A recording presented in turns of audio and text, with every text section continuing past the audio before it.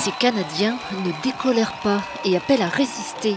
Leur combat, une université entièrement en langue française dans la province de l'Ontario, la plus peuplée du pays, et plus largement la sauvegarde du français au Canada. Leur mobilisation dans une quarantaine de villes a rassemblé plusieurs milliers de personnes et reçu le soutien du Québec et de l'Acadie.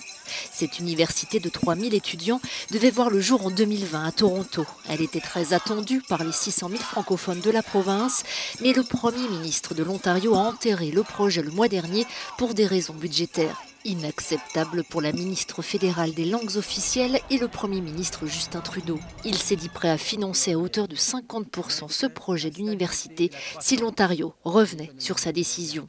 Pour de nombreux francophones, l'annulation de la construction de cette université est vécue comme une attaque à l'encontre du français, l'une des deux langues officielles du pays. Son usage et son statut sont inclus dans la Constitution canadienne. Cette affaire rappelle la fragilité du français dans un territoire nord-américain largement anglophone. Sur 37 millions de Canadiens, 8 millions sont francophones.